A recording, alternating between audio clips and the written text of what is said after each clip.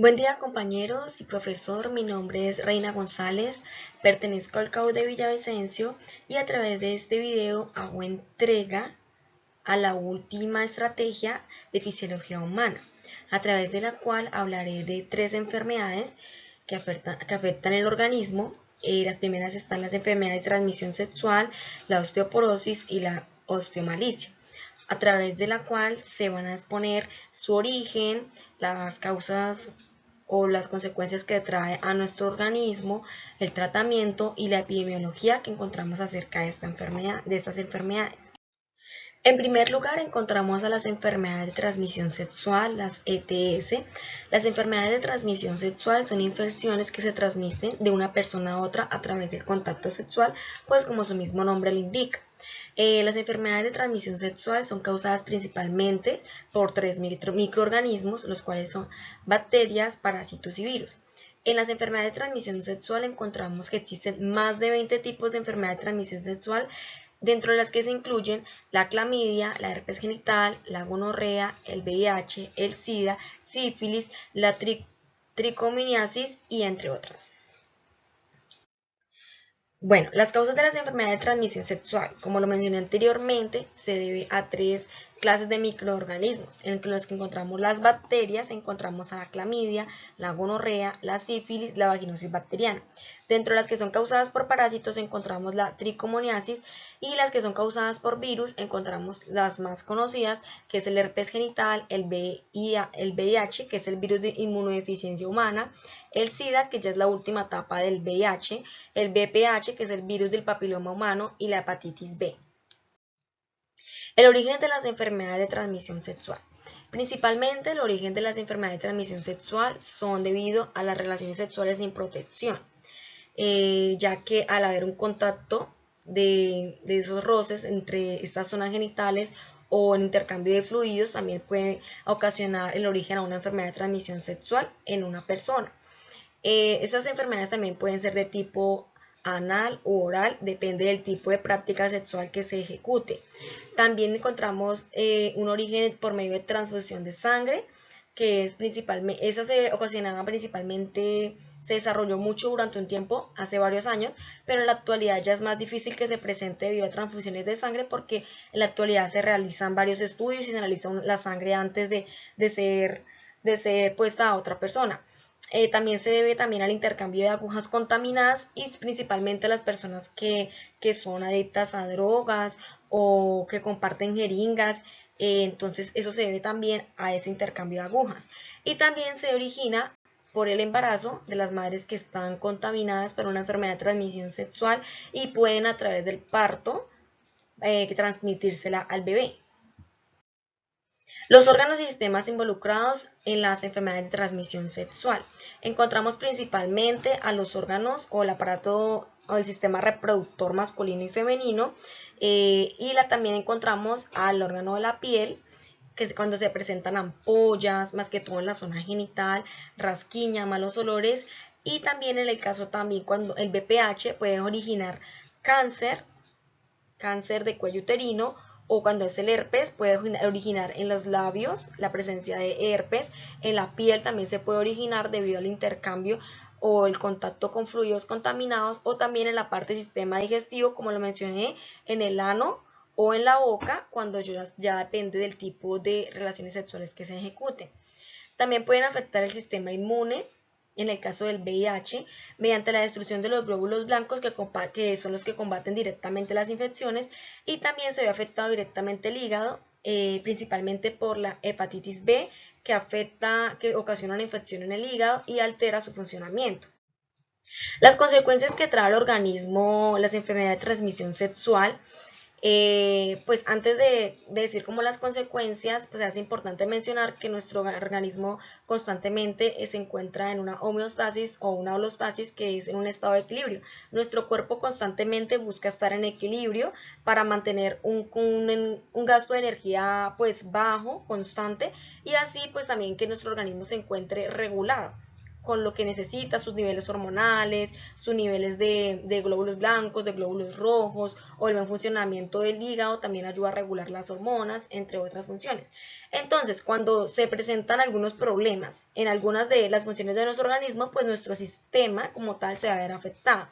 En el caso de los linfocitos T, se ven afectados principalmente por el VIH, porque como consecuencia los linfocitos T son los que se enfrentan directamente al virus o a este organismo extraño cuando entra en nuestro organismo, y ellos son los que se enfrentan directamente a ellos, ocasionando como una guerra. Y pues esta guerra lo que llega a lograr es el degrado de los linfocitos T. Y entonces en un futuro hay un desequilibrio porque ya no está regulada la cantidad de linfocitos T que nuestro organismo debe tener para combatir una enfermedad o combatir un virus. Entonces cualquier enfermedad o virus que le llegue a esa persona, pues nuestro organismo no va a tener cómo defenderse de ella. Entonces ahí hay un desequilibrio en esta parte de los linfocitos T. También cuando se afecta el hígado, pues recordemos que el hígado cumple con funciones como produce la bilis, produce proteínas y factores coagulantes en el organismo, además regula la glucosa, colabora en el estómago, en el intestino, en la absorción de alimentos, en la absorción de vitaminas, también ayuda a eliminar las sustancias tóxicas, forma parte también del sistema inmunológico y ayuda también a combatir el cuerpo de infecciones. Es decir, que cuando se afecta este órgano tan importante como es el hígado, pues nuestro organismo automáticamente empieza a sufrir muchos trastornos, muchas consecuencias, debilitamientos que dan origen también a otras enfermedades. Y por último también puede presentar consecuencias en el caso del BPH como tumores malignos en la parte del interior del útero, o también puede presentar tumores los hombres en el pene o también en la garganta. Ellos pueden ser tratados a través de terapia o a través de por ejemplo, las mujeres, extracción de la matriz, cuando ya está muy difícil de arreglar de cierta manera, o a través de quimioterapia o la combinación de todos estos procedimientos. Los tratamientos para las enfermedades de transmisión sexual encontramos pues de dos tipos, las de antibióticos y las antivirales. Las de antibióticos son principalmente para las bacterianas y las que son también causadas por parásitos. Por lo general se lleva un tratamiento, una sola dosis y una dosis constante, o sea, un tratamiento regulado, lo que hace que se elimine completamente la bacteria del organismo. Mientras que en el caso de los medicamentos antivirales ayudan a mantener la infección bajo control durante muchos años y mucho tiempo, pero sin embargo el virus seguirá permaneciendo en el organismo. No quiere decir que esté curado del todo. Muchas veces los medicamentos antivirales ayudan en los exámenes de sangre a ser casi indetectable. ¿Por qué son tan difíciles de eliminar los virus a comparación de las bacterias? Pues aquí dice que los antibióticos matan las bacterias al afectar sus paredes celulares, pero la cobertura exterior de los virus, como se conoce como una envoltura vírica, es casi idéntica a la membrana como tal de la célula huésped, por lo que son muy difíciles de rastrear y son muy difíciles como tal de eliminar del organismo. Además de que el virus tiene una capacidad muy avanzada de conectarse directamente a la manera en cómo la célula se reproduce y se multiplica, y él toma prácticamente esta función para sí mismo, para multiplicarse y multiplicar el virus en el organismo. Epidemiología de las enfermedades de transmisión sexual. Según la OMS o Organización Mundial de la Salud, se informa que en la región americana, incluyendo Estados Unidos y Canadá y el resto de Latinoamérica, se presentan unos 64 millones de casos de enfermedades de transmisión sexual al año. Se dice también que de cada 25 personas, una ya ha sufrido una o varias enfermedades de transmisión sexual. La cifra promedio de las personas que padecen enfermedad de transmisión sexual se encuentra entre los 15 y 45 años, que es más o menos el promedio que las personas llevan como una sexualidad activa. También se miró un análisis acerca de los casos nuevos que se regulan comúnmente anualmente, y vemos vemos que la más causante, la que más se origina es la tricomoniasis, con 156 millones de casos nuevos al año. También vemos la clamidia, que son 127 millones de casos nuevos al año, la gonorrea, que son 87 millones de casos nuevos al año, y la sífilis, con 6.3 millones de casos nuevos al año. O sea, son promedios sumamente altos, los cuales se están analizando por los países. Las enfermedades de transmisión sexual se pueden evitar principalmente a través de a través de la protección con el condón, o también muchas veces dejando de tener como tal una vida, tener una sola pareja con los cuales comparte intimidad, porque pues con mayor número de parejas que comparta intimidad sexual, pues mayor probabilidad va a tener de sufrir una enfermedad de transmisión sexual. Ahora bien, la osteoporosis. La osteoporosis es una enfermedad esquelética que se produce debido a la disminución de la densidad en la masa ósea. Así que los huesos se vuelven más porosos y aumenta el número de tamaño en las cavidades de las cervillas.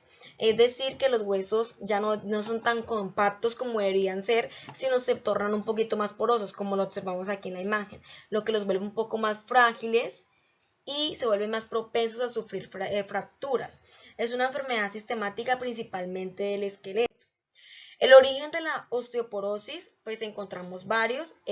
Uno de los que se encuentra principalmente es que en las mujeres se ocasiona más la osteoporosis que en los hombres, debido a que la menopausia es uno de los factores que más influyen en el desarrollo de las mujeres, porque después de que cuando las mujeres pasan a ese periodo de la menopausia, dejan de producir estrógenos a como estaban en una etapa fértil. Entonces esos estrógenos se encargan de proteger gran parte, pues se encargan de proteger los huesos, y al generar menos estrógenos, pues los huesos cada vez se van a debilitar menos. Por eso después de la menopausia las mujeres deben de consumir muchas vitaminas o deben de estar teniendo una buena alimentación para seguir aportándole al organismo.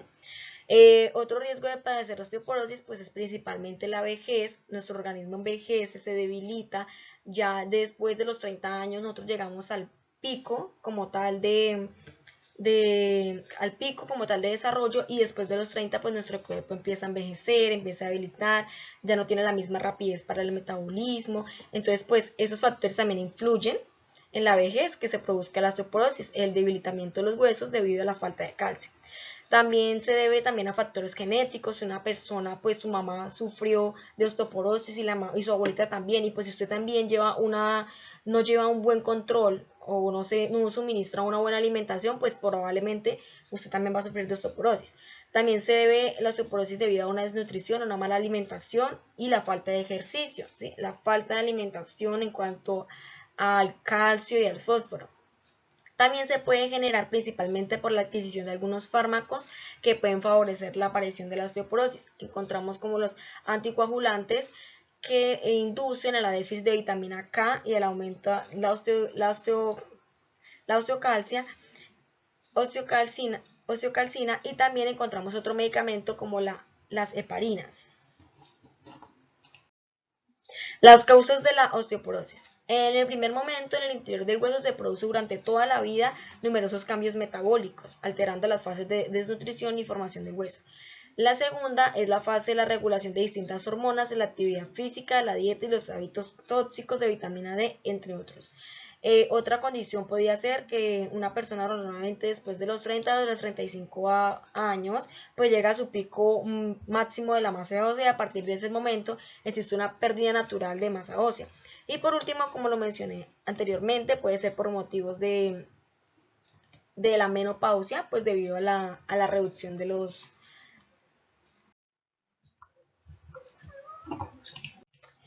El tratamiento para la osteoporosis, el objetivo principal del tratamiento es reducir el número de las fracturas y la fragilidad de los huesos. Se recomienda principalmente llevar una vida saludable con una dieta equilibrada rica en calcio. Se recomienda también realizar ejercicios diariamente para el control de caídas, para manejar el equilibrio, para tener unos buenos movimientos. Se recomienda aumentar en el consumo de alimentos también, tomar vitamina D. Y también se recomienda, si la persona consume alcohol, que lo deje por completo. Y también el fumo de cigarrillo, el uso del cigarrillo, el consumo del cigarrillo debería cancelarse por completo. La epidemiología de la osteoporosis. En el 2011, según la OMS, la población americana, aproximadamente 597 millones de personas, es decir, sufren de esta enfermedad de osteoporosis, pero alrededor del 9% de la población mundial se encuentra en los países como Brasil y México. Se dice también que en Colombia se encuentran entre 8.000 y 10.000 fracturas de cadera anualmente, y las partes de los huesos como tal más afectados por las caídas o las fracturas que sufren los pacientes que sufren estas enfermedades son principalmente las muñecas, al apoyarse muchas veces, la cadera, al caer muchas veces sentados, el húmero, la pelvis y las vértebras. Son las principales como los casos de fracturas que se generan normalmente con ese tipo de enfermedad. La osteomalicia. La osteomalicia es una enfermedad metabólica que se caracteriza principalmente por la disminución de la mineralización del hueso. Se trata con problemas que afectan principalmente a las personas de la tercera edad y también afecta a los niños, pero cuando se presentan niños se llama raquitismo. Principalmente la osteomalicia se genera porque hay una falta de vitamina D en el cuerpo, y la vitamina D pues es la que ayuda a absorber el calcio, y cuando el cuerpo pues no tiene esta vitamina D empieza a tener problemas en los huesos y se ocasiona principalmente la osteomalicia. El origen de la osteomalicia, para ella encontramos pues varias situaciones que la originan. En primer lugar, pues como se nombró anteriormente, la deficiencia de la vitamina D. La vitamina D, como se sabe, es una vitamina liposoluble, es decir, que se almacena en el tejido graso y ayuda al cuerpo a obtener el calcio y también el fósforo, que son dos minerales que debemos de tener para la formación normal de nuestros huesos. Además, la deficiencia de vitamina D puede llevar a la osteoporosis y en este caso pues también a la osteomalicia. Otro de los orígenes de la osteomalicia son las determinadas cirugías en las cuales por ejemplo, se estirpa el estómago de una forma total o parcial y puede ocasionar la deficiencia de la vitamina D y la del calcio. Es decir, que cuando se estirpa el estómago se reduce como tal, pues hay que tener en cuenta de que el estómago se encarga de descomponer los alimentos y de liberar la vitamina D y otros nutrientes para que sean absorbidos por el intestino delgado. Entonces, al haber una extirpación del estómago, no se va a poder absorber de la misma manera las cantidades de vitamina D y de calcio, ocasionando así una déficit de vitamina D y así ocasionando la osteomalicia.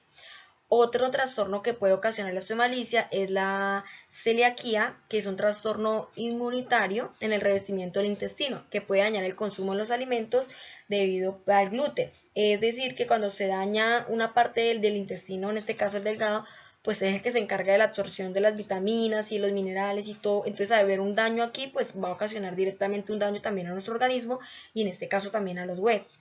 Trastornos renales y hepáticos, cuando hay problemas en los riñones, como él también regula también en este caso la vitamina D, entonces se van a ocurrir algunos trastornos en nuestro organismo. Y también algunos medicamentos como la fenitoína y la fermobalina, las cuales pueden provocar una deficiencia grave en la vitamina D y provocando así la osteomalicia. ¿Qué consecuencias trae el organismo la osteomalicia? En primer lugar, la osteomalicia no presenta como tal ningún síntoma. Ya después de un tiempo empiezan a padecer o empiezan a presentarse dolores en los huesos, empiezan a presentarse deformaciones en el sistema óseo y también empiezan a aparecer fracturas, o sea, cualquier golpe puede generar una fractura en el caso del sistema óseo, pueden afectar las costillas y por último, cuando ya son casos graves, puede ocurrir una evolución al aparecer deformidades en las articulaciones, en los huesos, en el tórax, en el esternón, en la pelvis y en los huesos también más largos de nuestro organismo. El tratamiento para la osteomalicia principalmente es aumentar el consumo de la vitamina D, es decir, que también las personas que tienen osteomalicia o que sufren de ella tienen que tener una visita constante o que salga a solearse, a recibir mayores cantidades de sol, pero no el sol fuerte del mediodía, sino saber en qué momentos del día salir para poder recibir también los rayos del sol. En este caso, a través de ellos pues, recibimos también la vitamina D. También se recomienda pues aumentar en la dieta o en los alimentos el consumo del calcio. También se recomienda también en la misma dieta el calcio, el fósforo y el aumento constante de la vitamina D. Epidemiología de la osteomalicia. Principalmente en nuestro país es muy rara el caso que se presente de osteomalicia porque honestamente pues no se encontró pues casos presentados aquí en Colombia de osteomalicia ni tampoco en América Latina. Pero sí salieron que principalmente esta enfermedad se produce o se ocasiona generalmente en las regiones como en el norte de China, en el norte de África y en el Medio Oriente. Y también se observa la osteomalicia en los países del noreste de Europa y se debe también porque en esas zonas hay una poca exposición al sol. Las personas casi no tienen ese contacto directo con los rayos del sol, no salen a asolearse, depende también como debido a la contaminación, en este caso que hay en China o también en las estaciones que duran mucho más tiempo en otros países, entonces pues puede producirse enfermedades en este caso como la osteomalicia.